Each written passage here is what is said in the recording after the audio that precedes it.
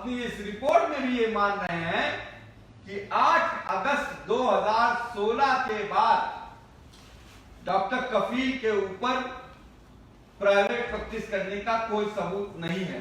आपकी चिकित्सा लापरवाही की वजह से बच्चे मर गए। मेरे पर 308 का मुकदमा आज भी गोरखपुर लोअर कोर्ट में चल रहा है कि मैंने गला दबा दबा के बच्चों को 63 बच्चों को मार दिया है। मैंने अपने सामने दम तोड़ते हुए देखा है, तो मैं भूल नहीं सकता। उन 54 घंटों में 400 बच्चे थे और मेरे सामने बहुत से बच्चों ने दम तोड़ा। मुझे नदी में तो फेंक दिया है, लेकिन मेरे हाथ नहीं बांधे, मैं तैर सकता हूं।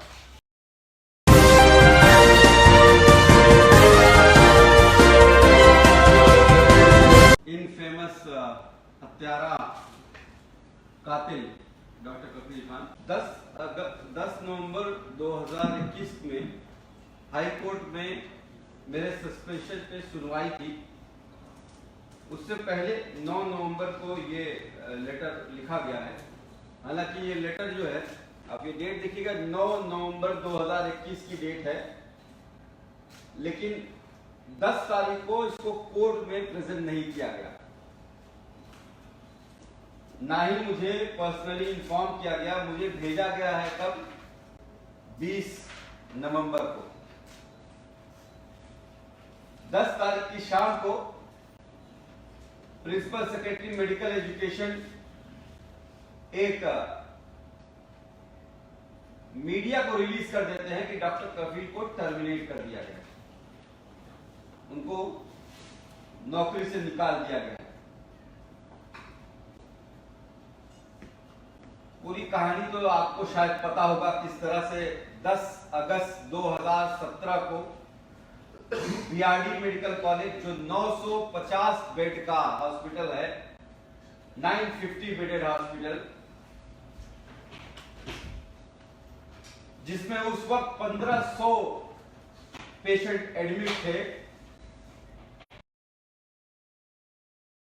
सिर्फ गोरखपुर, पूर्वांचल को, हाफ ऑफ द बिहार को, छपरा, सिवान, गोपालगंज और हाफ ऑफ द नेपाल को कैटर करता है। 2 करोड़ पॉपुलेशन को कैटर करने वाला इकलौता medical college BRD medical college है। 10 अगस्त 2017 को 7:30 बजे लिक्विड ऑक्सीजन खत्म हो गई थी, लाए गए। सरकार ये मानती है कि 500 सिलेंडर उन 54 घंटों में लाए गए थे, लेकिन कौन लाया था उसका नाम बताने से डरती है। पूछो कर मिली, उसका नाम बताने से डरती है। 22 अगस्त 2017 को मुझे सस्पेंड किया जाता है और 23 अगस्त 2017 को एक एफआईआर लिखी जाती है डीजीएमई डॉक्टर के गुप्ता के द्वारा, जिसमें 9 लोगों को आरोपी बनाया जाता है, ये कहते हुए कि इन्होंने मेडिकल नेग्लिजेंस किया है, चिकित्सीय लापरवाही की है, करप्शन किया है, भ्रष्टाचार किया है और जेल भेज दी जाती है। 9 महीने तक कोई कोर्ट में सुनवाई नहीं होती। आपको शायद याद होगा, जो मेरे प्रकरण से वाकिफ है, कि 10 पन्नों का जब मैंने लेटर 18 अप्रैल 2017 को लिखा था और 18 अप्रैल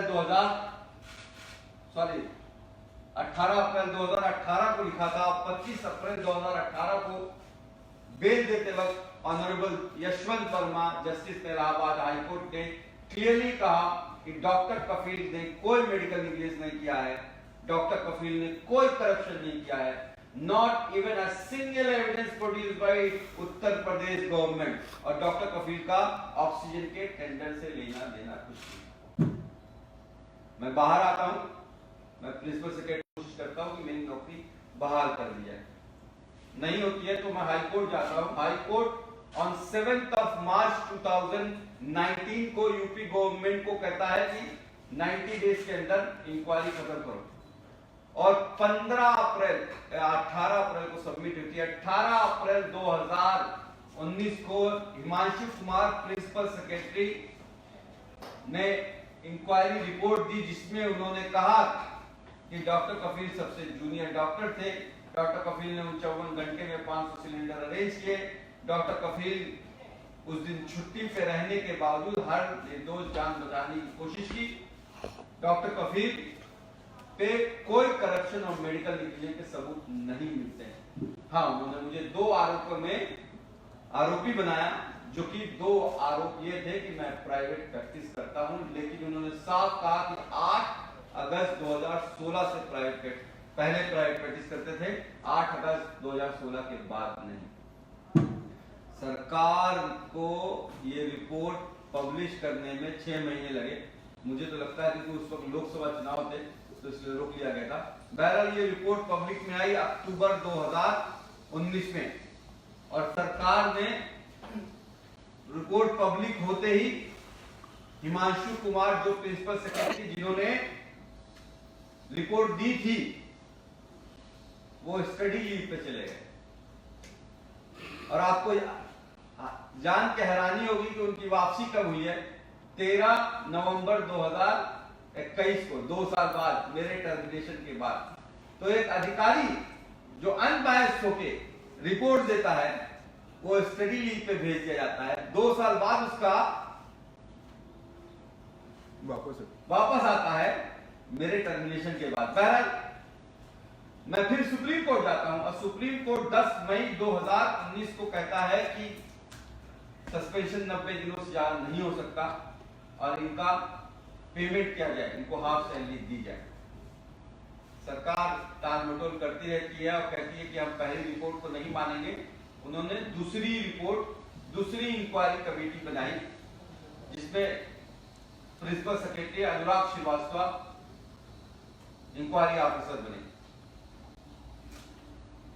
इस बीच मुझ पे एनएसए लगा दिया जाता है, ये कहते हुए कि मैंने भड़काऊ भाषण सीए एनआरसी के खिलाफ दिया है अलीगढ़ मुस्लिम यूनिवर्सिटी में। हालांकि उसको भी हाई कोर्ट और सुप्रीम कोर्ट ने ये कहते हुए कि the speech was about integrity and unity of India, DM has not applied his mind करके not only question my NSA as well as 3 extension, 3 महीने का एक्सटेंशन दिया था।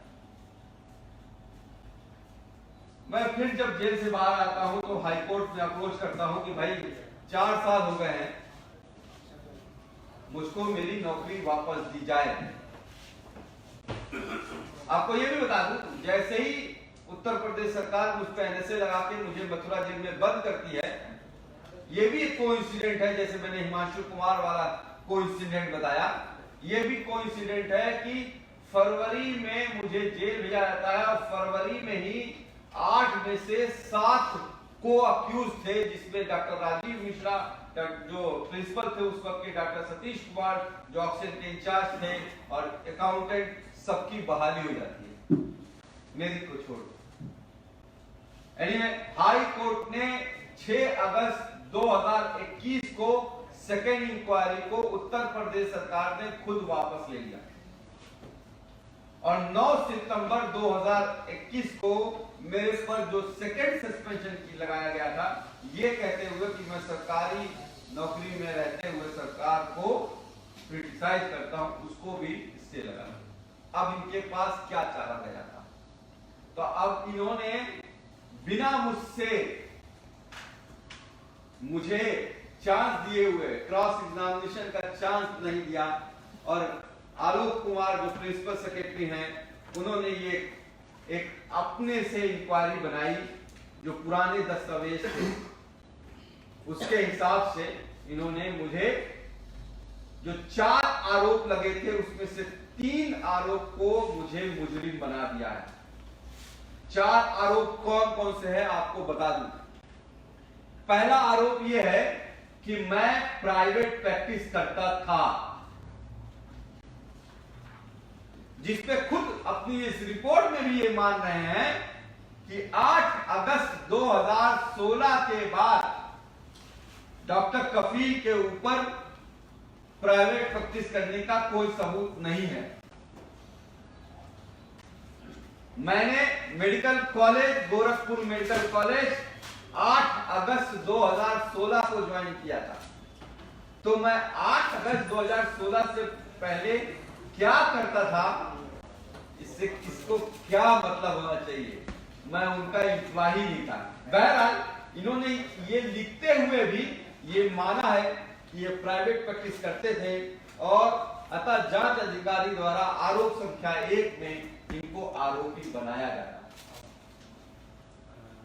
दूसरा आरोप मुझ पे यह लगाया गया कि मैं यूपी में BRD medical college Uttar Pradesh में है, तो यूपी मेडिकल काउंसिल में मेरा रजिस्ट्रेशन नहीं था, फिर भी इन्होंने नौकरी ले ली। अरे भाई, नौकरी आपने ही दी, नौकरी उत्तर प्रदेश पब्लिक कमीशन ने दी, उसने नहीं चेक किया। बहरहाल मैंने उनको पढ़ाया और उन्होंने लिखा भी है, every person whose name is for the time being born on the Indian medical register shall be entitled according to his qualification to practice as a medical practitioner in any part of India। मेरा registration medical council of India में है, तो मैं भारत में कहीं भी practice कर सकता हूं, जॉब ले सकता हूं। ये कह भी रहे हैं, लेकिन फिर भी कह रहे हैं कि आरोप संख्या 2 भी आरोपी पे सिद्ध होती है, क्योंकि उसका उत्तर प्रदेश मेडिकल काउंसिल में रजिस्ट्रेशन नहीं था।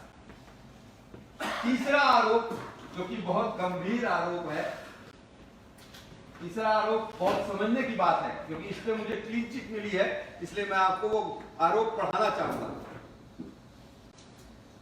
बीआरडी मेडिकल कॉलेज गोरखपुर के बाल रोग विभाग में बच्चों की आकस्मिक मृत्यु की घटना के समय आप मौजूद थे। आपके द्वारा पत्राचार में प्रधानाचार्य और अन्य अधिकारियों को कोई सूचना नहीं दी गई। आप द्वारा महत्वपूर्ण परिस्थिति में रहते हुए जीवन रक्षक, ये मान रहे हैं कि ऑक्सीजन जीवन रक्षक होती है, जीवन रक्षक ऑक्सीजन की कमी जैसे महत्वपूर्ण घटना को तत्कालीन उच्च अधिकारियों के संज्ञान में नहीं लाया गया, जो कि आपके मेडिकल नेग्लिजेंस का परिचायक है। नोट करिएगा, आरोप संख्या 3 जो है मेडिकल नेग्लिजेंस को कहती है कि आपकी चिकित्सा लापरवाही की वजह से बच्चे मर गए।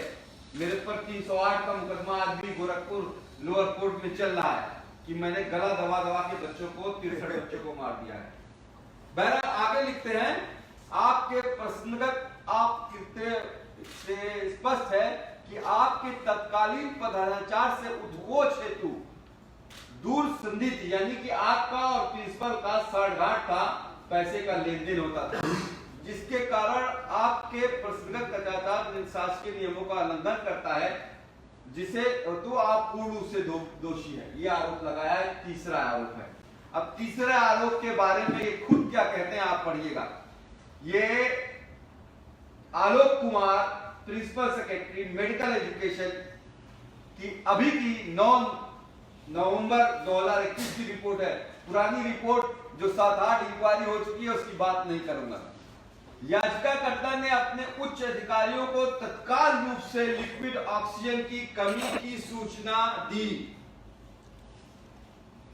कॉलेज में लिक्विड ऑक्सीजन के रखरखाव, टेंडर, भुगतान, ऑर्डर, सप्लाई और प्रबंधक से याचिकाकर्ता का कोई मतलब नहीं था। हर निर्दोष जान बचाने के लिए अपने स्तर पर वार्ड का प्रबंध और जंबो सिलेंडर की व्यवस्था की, जो कि लिक्विड ऑक्सीजन की अचानक सप्लाई रुकने के कारण हुई। याचिकाकर्ता की ईमानदार कोशिश के कारण 11 और 12 को 2 दिनों के भीतर अलग अलग कंपनियों से 500 जंबो सिलेंडर की व्यवस्था की। बड़ी लंबी रिपोर्ट है। बहरहाल इसके अलावा ये लिखते हैं कि अपचारी, यानी कि मैं अपचारी द्वारा इस संबंध में उपस्थित पंजीकरण की छाया प्रति, मैं 10 तारीख को छुट्टी पे था, उसकी मैंने अटेंडेंस शीट लगाई है। अपचारी अधिकारी द्वारा इस संबंध में उपस्थित पंजीकरण की छाया प्रति उपलब्ध कराई गई है, जिससे यह प्रचलित होता है। That means he was taken casual leave on 10 अगस्त 2021 को। 10 तारीख को मैं छुट्टी पे था, तो क्या मुझे ऊपर से हवा आता कि मुझे पता चलता कि मतलब मैसेज आता कि ऑक्सीजन आज खत्म हो जाएगी। मुझे तो रात में 12:30 बजे व्हाट्सएप पे मैसेज आया था कि ऑक्सीजन खत्म हो गई है, बच्चे मर रहे हैं। आगे लिखते हैं, अपचारी द्वारा उच्च अधिकारियों को सूचित किए जाने के संबंध में वोडाफोन नंबर इतना इतना द्वारा डॉक्टर महिमा मित्तल, डॉक्टर सतीश कुमार, डॉक्टर राम कुमार जायसवाल को सूचित किए जाने का उल्लेख अभ्यावन में दिया गया है। उक्त नंबर पर वार्ता दिए जाने के संबंध में बिल की प्राप्ति भी उपलब्ध कराई गई है। बिल में उक्त नंबर प्रदर्शित हो रहे हैं। इससे यह पता चलता है कि अपचारी यानी कि डॉक्टर कफील दिनांक 11 को रात के 1 बजे से ही उच्च अधिकारियों के संपर्क में थे। फिर कहते हैं कि न्यायालय ने कहा है कि having considered the submission advance, the court notes that there is no material on record which may establish medical negligence against Dr. Kafil Khan. He was also not stated to be a part of the tendering process that resulted of the entity which was charged with the supply of medical liquid oxygen. तो आखिर में ये लिखते हैं भाई, अब ये इन्होंने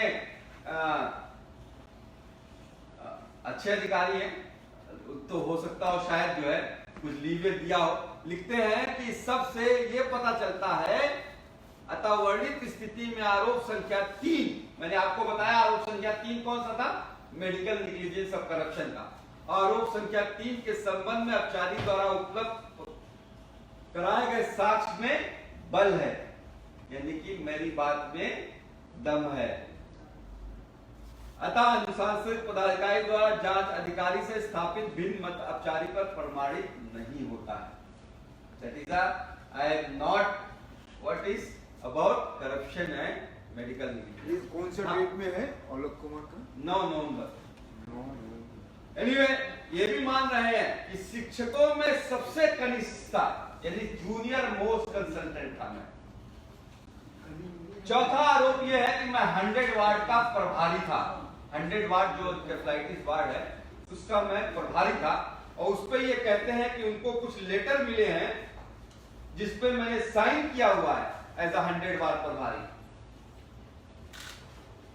मुझे अपॉइंटमेंट लेटर नहीं दिखाते हैं, जिसे मुझे अगर 100 वार्ड का अपॉइंटमेंट किया गया है तो मेरा एक अपॉइंटमेंट लेटर होगा ना, वो नहीं दिखाते हैं। कहते हैं आपने कुछ लेटर में साइन किया हुआ है एज अ 100 वार्ड, इसीलिए आप 100 वार्ड के प्रभारी हैं, इसलिए आरोप संख्या 4 आप में सिद्ध होता है।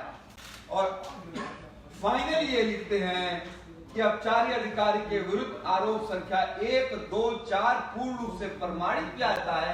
आरोप संख्या 3 जो मेडिकल नेग्लिजेंस और करप्शन का है वो अप्रमाणित पाया जाता है। अब आप लोग इतने लोग बैठे हुए हो, बता दो इस बात को मुझे मेरी नौकरी से निकाल दिया जाएगा? नहीं। लेकिन ये लिखते हैं कि चूंकि ये 8 अगस्त 2016 से पहले प्राइवेट प्रैक्टिस करते थे, इसलिए इन्होंने सेवा के नियमों का उल्लंघन किया है, इसलिए इनको नौकरी से निकाला जा रहा है। ये रिपोर्ट मैं आपको दूंगा। इसके अलावा कुछ पेपर आपको दिखाना चाहता हूं, थोड़ा सा और टाइम लूंगा बस आपका, उसके बाद खत्म करते हैं। आप बोलते रहिए। थोड़ा सा और टाइम लूंगा। पेपर कुछ दिखाना चाहता हूं कि क्यों ये किया गया, आखिर किया क्यों गया, ये क्यों डॉक्टर कफील को बकरा बनाया जाता है। अच्छा ये मत समझिएगा कि सिर्फ मुस्लिम हो इसलिए बनाया। योगी जी मेरे गोरखपुर के हैं और हम लोग जो है मतलब योगी जी हैं हम लोगों के लिए गुरु हैं, और हमारा गोरखनाथ टेम्पल है वहाँ पे, सब आदर करते हैं। और इससे पहले आप 9 जुलाई और 9 अगस्त को जब ये मुख्यमंत्री बनने के बाद भी आए थे तो अच्छा संबंध था, कोई वो नहीं था। बली का मैं बार बार ये कहता हूँ कि अगर वो डॉक्टर कपिल मिश्रा होता, डॉक्टर कपिल जॉन होता, डॉक्टर कपिल कुमार होता, तब भी योगी जी वही करते, क्योंकि उनको बचाना था अपने लोगों को। कौन लोगों को, उसको मैं बताता हूँ। कहानी स्टार्ट होती है जब योगी जी चीफ मिनिस्टर बन जाते हैं। पुष्पा से जो सप्लाई करता था लिक्विड ऑक्सीजन की, उसने इनको एक लेटर लिखा कि भाई मेरा इतना पैसा हो गया है, मुझे आप दे दो, नहीं तो मैं लिक्विड ऑक्सीजन बंद कर दूंगा। ये देखिएगा, ये लेटर भी आपको होगा, ये लेटर लिखा हुआ है 6 अप्रैल 2007। 2017 का 6 अप्रैल 2017 का लेटर है। किसको लिखा गया है? मुख्यमंत्री उत्तर प्रदेश सरकार और स्वास्थ्य मंत्री उत्तर प्रदेश सरकार माननीय आशुतोष टंडन जी थे उस वक्त, और मुख्यमंत्री योगी आदित्यनाथ जी। क्या लिखा है पुष्पा सेन ने? पैसा दे दो, मेरा बहुत बकाया हो गया। कहते हैं इन्वेस्टिगेशन ऑफिसर ने अपने जांच में लिखा है, जिसको पुष्पा सेन के स्टेटमेंट है, उसमें लिखा है कि 10% कमीशन मांगा जा रहा था 68 लाख का ड्यू पे करने के लिए। उसने नहीं दिया क्योंकि कहता था उतनी कमाई नहीं होती थी, तो कहां से देता। 14 लेटर है, आप पूरा लेटर आपको दे दूंगा, पूरा पढ़ सकते हो ये, पर मेन लेटर आपको दिखाता हूं। दूसरा ये सबसे इंपॉर्टेंट लेटर है, ये देखिए लेटर लिखा हुआ है 9 अगस्त 2017 को, 24 घंटे पहले जब ये घटना हुई थी, जिस दिन, अब किसको दिया गया है? स्वास्थ्य मंत्री को, आशुतोष टंडन जी को पर्सनली हैंड ओवर किया गया है, हाथ में दिया गया है। और 9 अगस्त 2017 को उसी दिन दोपहर में मुख्यमंत्री जी आशुतोष टंडन जी के साथ जाते हैं, मेडिकल कॉलेज का दौरा करते हैं। अब क्या लिखा है? 68 लाख रुपया दे दो, नहीं तो 24 घंटे सिर्फ ऑक्सीजन चलेगी। सेंट्रल पाइपलाइन ऑक्सीजन 24 घंटे में खत्म होने वाली है। तो कहते हैं योगी जी हमको पता ही नहीं था, और कहते हैं आशुतोष टंडन हम की पता ही नहीं था, और जो हेल्थ एजुकेशन मिनिस्टर है वो कहते हैं अगस्त में तो मौतें होती रहती हैं। 2015 में 16.5 बच्चे मरे थे, 2016 में 18.5 बच्चे मरे हैं, 2017 में 20.5 बच्चे मर गए, 0.5 बच्चे, 0.5 बच्चे।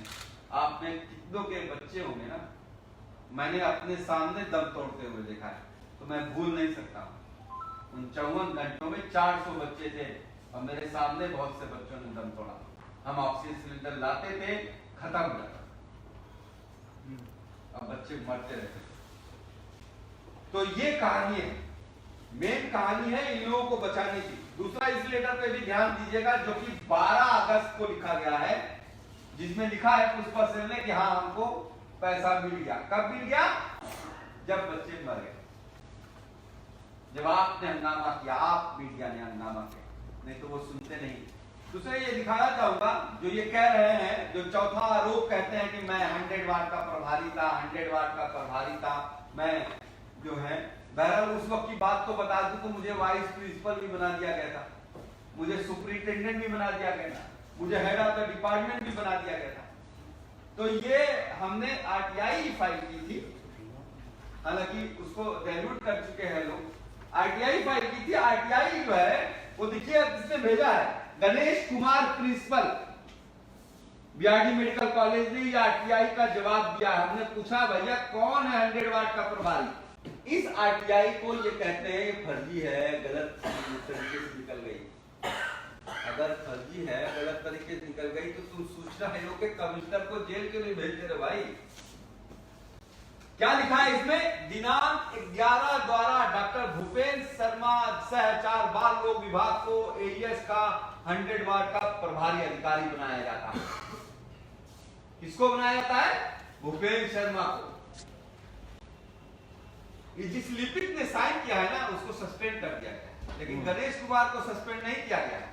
ये लेटर जो है ये आरटीआई से नहीं है, ये उनकी फाइल से, कॉलेज की फाइल से है भाई। ये प्रिंसिपल का साइन है और डेट है 11/5/2016 की, जिसमें लिखा गया है डॉक्टर भूपेंद्र शर्मा सहचार बाल रोग को एईएस का 100 वाट का प्रभारी अधिकारी बनाया जाता है। अगर आप विभागाध्यक्ष बाल रोग से समन्वय स्थापित करते हुए 100 वाट और एईएस से संबंधित सूचना विभागाध्यक्ष को देते रहेंगे। और किसको कॉपी भेजी गई है?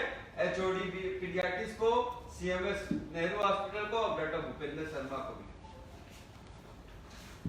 इस लेटर में खुद एचओडी लिखती है कि डॉक्टर भूपेंद्र शर्मा सारा काम देंगे, लेकिन मैं 100 वाट का प्रभारी हूं। उस रात जब घटना हुई है तो ये अटेंडेंस रजिस्टर को ये लोग हटा, मतलब ये मैं उस वक्त कैम स्कैनर था तो बैन हो चुका है, तो मैंने स्कैन कर लिया था वो रजिस्टर, पता नहीं क्या दिमाग में आया। और इसमें देखिएगा डॉक्टर कफील खान 10 तारीख को छुट्टी पे है और 11-12 को कौन छुट्टी पे था? 11-12 को कौन छुट्टी पे था? डॉक्टर महिमा मित्तल, जिस दिन कांड हो गया। क्या कह के छुट्टी पे चली गई कि मुझे स्वाइन फ्लू है। डॉक्टर महिमा और अनिता मेहता को उन्होंने कार्यभार दे दिया। अब ये इंटरनल पॉलिटिक्स थी जो हमारे योगी जी महाराज करते हैं, उसका भी एक पार्ट है। अब आप इस अटेंडेंस रजिस्टर को देखिए, कितने डॉक्टर हैं? 14 तो कंसल्टेंट है। पूरे मेडिकल कॉलेज में 168 डॉक्टर हैं, 5000 कर्मचारी हैं, 5000। और कितने डॉक्टर हैं? 168। और सबसे जूनियर डॉक्टर कौन है? डॉक्टर कफील खान। और डॉक्टर कफील खान जो है वो पूरा मेडिकल कॉलेज चलाता था, वही दोषी है। लेटर बहुत ढेर सारे हैं। ये चार्ट है जिसमें बच्चे मरे हैं। कभी सोचिएगा, आपके अपने ही बच्चे होते, कहते हैं कि माँ के जिस्म का हिस्सा होता है, जिसे उंगली काट दो ना वैसे दर्द होता है। किसी को 13 साल बाद बच्चे पैदा हुए थे, तो 4 बहनों के भाइयों के बीच में एक बहन थी, तो 4 बहनों के बीच में एक भाई पैदा हुआ। कोई तिरुपति गया था, कोई अजमेर गया था, सब मर गए। क्यों मर गए थे? क्योंकि 68 लाख रुपए सरकार ने दिए। ये उन बच्चों की लिस्ट है। वो आज भी, सिर्फ मेरी बात नहीं है, वो आज भी इंसाफ के लिए भटक रहे। बहरहाल आपको ये सब बातें मालूम होगी, बस ये नहीं, आपको बहुत लोगों को नहीं पता है कि उस रात, जैसे सिंपल में समझाना चाहूंगा कि कॉलोनी में अगर फ्लैट में रहते हो तो टंकी का अगर पानी खत्म हो जाए तो किसी फ्लैट में तो पानी नहीं आएगा। तो जब मेडिकल ऑक्सीजन खत्म हो गया मेडिकल कॉलेज में, तो पूरा का पूरा मेडिकल कॉलेज में ऑक्सीजन नहीं ना है कि सिर्फ बच्चे मरेंगे, एडल्ट भी मरेंगे। ये 18 लोग उस दिन मर गए थे। बात सिर्फ करता है पीडियाट्रिक की बात की, क्योंकि रात में देखा था मुझे सिलेंडर लाते वक्त, मीडिया ने भी उसी को बुलाया है कि पीडियाट्रिक वार्ड बच्चे मर रहे हैं, बच्चे मर रहे हैं। अरे ये भी मरे थे, एक माँ भी मरी थी जिसके पेट में बच्चा था। ये साथ में आपको मिलेगा जो मैंने अपने पैसे से सिलेंडर खरीदे थे। या आरटीआई है जिसमें कहा गया है कि मैंने सिलेंडर लाया था। और ये एसएसपी का बयान है। सीमा सुरक्षा बल जो मेडिकल कॉलेज के पास है, उन्होंने अपना ट्रक दिया था, सिलेंडर दिए थे, 11 जवान दिए थे, उनका बयान है। यहाँ डॉक्टर कफील आए थे, उस दिन बच्चे मरे थे और उस दिन हमने मदद की थी। ओपी साहू जो है जिन्होंने ये बयान दिया था, बेचारे वो वहां पे नहीं है। मैं मिलने गया था जेल से छूटने के बाद, कहीं और पोस्ट हो गया। ये भी कोइंसिडेंस। ये आपको ये दे रहा हूं जो कि सीएमएस के द्वारा DGME director general of medical education के द्वारा ये लिखा हुआ लेटर है, जिसमें कहते हैं कि 10 तारीख को 7:30 बजे ऑक्सीजन खत्म हो गई। और कब आई है? 13 तारीख को 2:15 पे। और कितने इन 2 दिनों में सिलेंडर इकट्ठा हुए? 225 सिलेंडर 11 तारीख को और 12 तारीख को 250 सिलेंडर, यानी करीब करीब 500 सिलेंडर। कौन लेके आया? नहीं बताएंगे, वो मैं नहीं बताता हूं। वो कहते हैं वो हम नहीं बताएंगे। उत्तर प्रदेश सरकार एक संविधान के अंदर में काम करती है। हमारे मुख्यमंत्री भी संविधान की शपथ लेते हैं, जो चाहे वो चीफ सेक्रेटरी हो, चाहे वो प्रिंसिपल सेक्रेटरी हो, वो संविधान की शपथ लेता है। और ये देश जो है वो संविधान के बल पे ही चलता है। और ये हाई कोर्ट जब कहता है, ये हाई कोर्ट का ऑर्डर जब ये कहता है कि डॉक्टर कफील के खिलाफ कोई मेडिकल निग्लिजेंस के कोई सबूत नहीं है, not even a single evidence Uttar Pradesh government could produce, जब ये कहता है कि कोई करप्शन नहीं किया, ये हाई कोर्ट के ऑर्डर की बात कर रहा हूं, और जब ये कहता है कि मेरा ऑक्सीजन से कोई लेना देना नहीं था, तो फिर भी निकाल दिया जाता है। तो ये अपने आप को संविधान से भी ऊपर समझते हैं। मैंने अलीगढ़ में जब ये कह दिया था कि जिनकी जन्म 1925 से हुआ है वो हमारे संविधान में विश्वास ही नहीं रखते हैं, तो उनको बुरा लग गया था। दो रिपोर्ट और दिखाना चाहूंगा, चूंकि डॉक्टर्स की रिपोर्ट है तो इसलिए आपको ज्यादा एथेंटिक लगेगी। बाकी बाबू लोग तो बेचारे जो है सरकार के उसमें दम पे काम करते हैं। ये हैरिस शिलानी जो है हमारे ये लेडी हार्डिंग जो है सफदरजंग हॉस्पिटल, ये सब दिल्ली में ही है। और वहीं से एक टीम जेपी नड्डा सर ने बनाई थी, उसको हेल्थ मिनिस्टर थे जेपी नड्डा, उन्होंने बनाई थी और उन्होंने ये रिपोर्ट दी है जिसमें ये कहा है कि बीआरडी मेडिकल कॉलेज इतना ओवरक्राउड था कि एक वार्मर पे 4-4, 5-5 बच्चे थे, एक बेड पे 2-2, 3-3 बच्चे थे। डॉक्टरों की लगभग 75% पोस्ट खाली पड़ी हुई थी। 31 नर्स थी सिर्फ, जिसमें से 3 ही नर्स जो है एनआईसीयू के बच्चों की देखभाल के लिए ट्रेन थी। तो लोगों ने पूछा कि भाई साहब योगी जी तो 30 साल से एमपी हैं, कर क्या रहे हैं? तो उनको बुरा लग गया। ये बात। दूसरी रिपोर्ट जो दिखा रहा हूं वो डॉक्टर प्रोफेसर हेमचंद्रा की है। ये एसजीपीजीआई लखनऊ की टीम आई थी और ये रिपोर्ट खुद योगी जी ने कमेटी बनाई और इस रिपोर्ट में ये कहा है, ओवरक्राउडिंग और कमियों के बारे में बहुत बात की है, लेकिन आपको हैरानी होगी कभी कभी डॉक्टर्स भी जो है स्कम कर जाते हैं प्रेशर के लिए। इन्होंने लिखा है कि ऑक्सीजन थेरेपी फॉर्म्स, आप कैसा आपने पढ़िएगा, oxygen therapy forms one aspect of the total management and even at times may not be needed. इन्होंने लिखा है कि ऑक्सीजन जरूरी तो होता है लेकिन कभी कभी जरूरी नहीं भी होता है। ये डॉक्टर की रिपोर्ट लिखा। बहरहाल इन्होंने ये माना है कि उस दिन ऑक्सीजन, लिक्विड ऑक्सीजन बंद हो गई थी और बहुत 400 से ज्यादा बच्चे थे, मैन्युफैक्चर ने बंद कर दिया था। हाउएवर हॉस्पिटल ट्राइड, बिल्डिंग ने ट्राई किया, डॉक्टर ने नहीं ट्राई किया था। Hospital tried his level best to compensate the shortage of liquid oxygen by jumbo cylinder from reserve stock and fresh procurement of oxygen cylinder। यानी कि cylinder, jumbo cylinder 54 घंटे मिला है, हॉस्पिटल लेके आया, डॉक्टर कपिल नहीं लेके आया, ये नहीं लिखेंगे। Usage of bag and mask were reported to be given during the transition. जब ऑक्सीजन नहीं था तो बैग और मास्क का भी यूज किया गया था। अब ये सारी रिपोर्ट पूरी पॉलिथीन के साथ लाया हूं ताकि बहुत से लोगों को सेंसर रहता है, डॉक्टर कपिल जो है झूठ बहुत बोलते हैं और कातिल हैं, हत्यारे हैं, तो पूरी रिपोर्ट के साथ आपको हर कॉपी मिल जाएगी। इसके बाद मैं क्वेश्चन आंसर के लिए आपके सामने रहूंगा। जो भी आपके दिमाग में आ रहा है वो आप मुझसे पूछ सकते हो। ना ही मेरी योगी जी से कोई पुरानी वो है रंजिश है, ना ही हमारा और उनका जो है वो, ये एडमिनिस्ट्रेटिव बात है और थोड़ा पॉलिटिकल कर लिया है उन लोगों ने।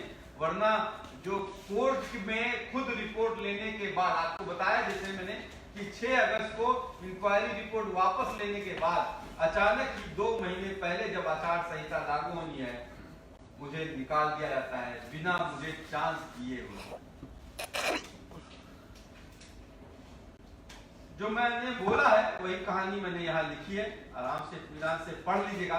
बस मेरा कुछ क्वेश्चन है जो मैं आपसे पूछना चाहता हूं, आपसे और आपके माध्यम से उन अधिकारियों से पूछना चाहता हूं जो सरकार के दबाव में काम करते हैं और कर रहे हैं, और आपके माध्यम से मैं उस पिलर ऑफ डेमोक्रेसी जुडिशरी से भी पूछना चाहता हूं कि क्या आपने इलाहाबाद हाईकोर्ट की डबल बेंच ने जब अप्रैल मई में सुनामी आई थी, जब पूरा पूरी इंडिया में लाखों लोगों ने ऑक्सीजन की कमी से मर गए थे, तो डबल बेंच की जस्टिस ने कहा था कि जेनोसाइड है, जो लिक्विड ऑक्सीजन प्रोवाइड नहीं कर रहा है वो जेनोसाइड है। तो क्या ये जो 63 बच्चे मरे थे इन पे भी कभी कुछ कार्रवाई होगी? और क्या ये, उनसे भी पूछना चाहता हूं जो सरकार चलाते हैं, जब विपक्ष में रहते हैं तो बड़ी बड़ी बात करते हैं। बात सिर्फ मोदी जी की नहीं है 7 साल की, बात पिछले 75 साल से हमारे स्वास्थ्य को इग्नोर किया गया है। मैं इसीलिए बार बार कहता हूं, इट्स नॉट बिकॉज ऑफ कोविड-19 our health system has collapsed. Medical लगी।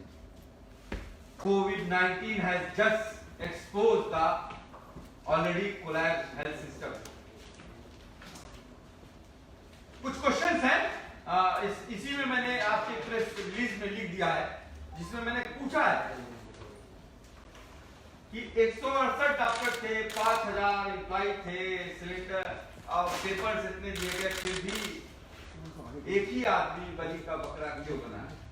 Why was there an oxygen shortage? पहला क्वेश्चन, why? कोई इंक्वायरी होगी इस पे? Why was payment not done? Who is responsible for that? Why was payment not done? Who is responsible for that? Why had so many children died? जो दूसरे ward में बच्चे मरे, सॉरी एडल्ट मरे, जो लेडीज मरी, उनका इन्वेस्टिगेशन कौन होगा? 18 जो एडल्ट मरे, उस रात में 168 डॉक्टर थे, बाकी क्यों नहीं आए? जब राजीव मिश्रा और सतीश कुमार जो कहते हैं कि छुट्टी ले थे, तो जो एक्टिंग प्रिंसिपल था उसकी क्या भूमिका थी? उसने क्या किया? डीजीएमई, डीएम और प्रिंसिपल सेक्रेटरी, आपको बता दूं डीजीएमई इस वक्त जो है उनको भी स्टडी लीव पे भेज दिया गया है। कुछ कोरोना के टाइम पे उन्होंने कोरोना किट के टाइम कुछ में कुछ किया है, आप लोग पता करिए।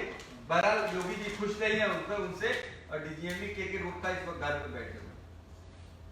वही डीजीएमई जब 2015 में लोकायुक्त ने करप्शन के केस में उस पे उंगली उठाई थी, तो उनको सरकार ने हटा दिया था। फिर भी 2017 में सरकार बनने के बाद उनको वापस ले लिया गया।